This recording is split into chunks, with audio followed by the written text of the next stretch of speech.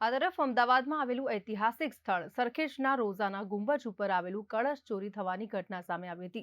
1 જુલાઈ 2025ના રોજ સરખેજ પોલીસ સ્ટેશનમાં પંચધાતુથી બનેલું કળશ ચોરી થઈ ગયાની ફરિયાદ નોંધાવ્યા બાદ સીસીટીવી ફૂટેજના આધારે આરોપીને પકડી પાડવામાં આવ્યા છે। વર્લ્ડ હેરિટેજ સિટી અમદાવાદમાં પૌરાણિક હેરિટેજ સ્થાનોની સુરક્ષા સંકટમાં હોય તે પ્રકારની ઘટના સામે આવી છે। અમદાવાદના સરખેજ વિસ્તારમાં આવેલ સરખેજના રોઝા, જે ક્લાસ 1 નેશનલ પ્રોડક્ટ મોન્યુમેન્ટ તરીકે ઓળખાય છે, ત્યાં આવેલી શેખ અહમદ ખટ્ટ ગંજ બક્ષ સાહેબની મજારના ગુંબજ ઉપરથી પંચધાતુમાંથી બનેલો આશરે 150 વર્ષ જૂનો પંચતન પાક કળશ અજાણ્યા તત્વો દ્વારા ચોરી કરવામાં આવ્યો હતો। જો કે 1 જુલાઈ 2025ના રોજ સવારે આ ઘટનાની જાણ થતાં જ સરખેજ રોઝાની કમિટી દ્વારા સરખેજ પોલીસ સ્ટેશનને જાણ કરવામાં આવી હતી અને ત્યારબાદ સીસીટીવી ફૂટેજના આધારે પોલીસ વિભાગ દ્વારા 4 આરોપીઓની ધરપકડ કરવામાં આવી છે। વર્લ્ડ હેરિટેજ સિટી અમદાવાદમાં પૌરાણિક હેરિટેજ સ્થાનોની સુરક્ષા સંકટમાં હોય તે પ્રકારની ઘટનાઓ સામે આવી છે।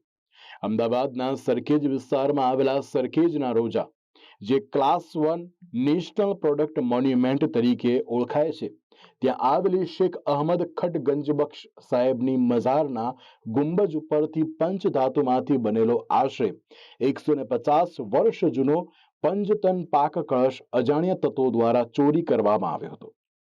જો કે 1 જુલાઈ 2025ના રોજ સવારે આ ઘટનાની જાણ થતાની સાથે જ સરખેજ રોજાના કમિટી દ્વારા સરખેજ પોલીસ સ્ટેશનને જાણ કરવામાં આવી હતી અને ત્યારબાદ સીસીટીવી ફૂટેજના આધારે પોલીસ વિભાગ દ્વારા 4 આરોપીની ધરપકડ કરવામાં આવી છે।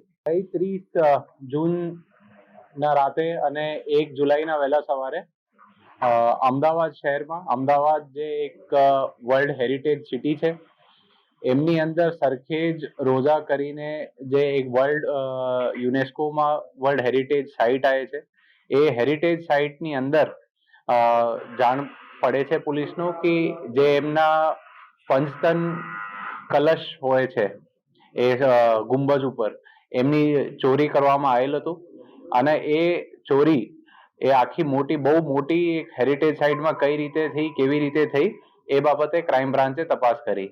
એમાં ક્રાઇમ બ્રાન્ચ દ્વારા જુદા જુદા બાતમીના આધારે તેમજ તકનીકી ઉપકરણો આધારે એના આરોપીઓનો શોધખોળ કરવામાં આવી અને ગુના ડિટેક્ટ કરવામાં આવ્યો અને આપણે રિકવરી કરવામાં આવી। એ જે સરખેજ રોજા ગુંબજ છે એમનો એક્રોપોલિસ ઓફ અમદાવાદ નામે એ યુનેસ્કોની લિસ્ટમાં પ્રખ્યાત પણ છે। એ શોધવા માટે અને એનાલિસિસ કરવા માટે ક્રાઇમ બ્રાન્ચ દ્વારા ડ્રોનોનો પણ ઉપયોગ કરવામાં આવ્યો।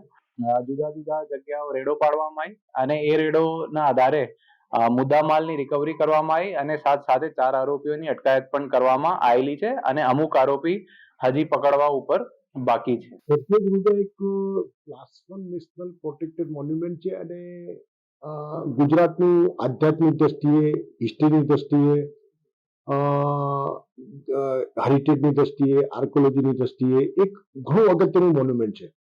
એ મોન્યુમેન્ટમાં જે રીતે ચોરીનો બનાવ બન્યો તાજેતરમાં અને ચોરીના બનાવની જાણકારી સરખેજ કમિટીને સવારે થતા તુરત સરખેજ પોલીસને જાણ કરવામાં આવેલી। સરખેજ પોલીસ તાત્કાલિક સ્થળ પર આવી ગયેલી, તપાસ શરૂ કરી દીધેલી અને એ બનાવના અનુસંધાને સરખેજ રોઝા કમિટીએ સરખેજ પોલીસ સ્ટેશનમાં એક એફઆઈઆર પણ નોંધાવેલી છે।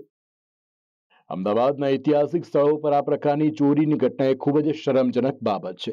જો કે ચોરે સોનાનું કળશ સમજીને ચોરી કરવા માટે આવ્યા હતા, પરંતુ હાલ ચોરની ધરપકડ કર્યા બાદ તેની પૂછપરછ ચાલુ છે અને પૂછપરછ કર્યા બાદ જ વાસ્તવિક કારણ ધ્યાનમાં આવશે।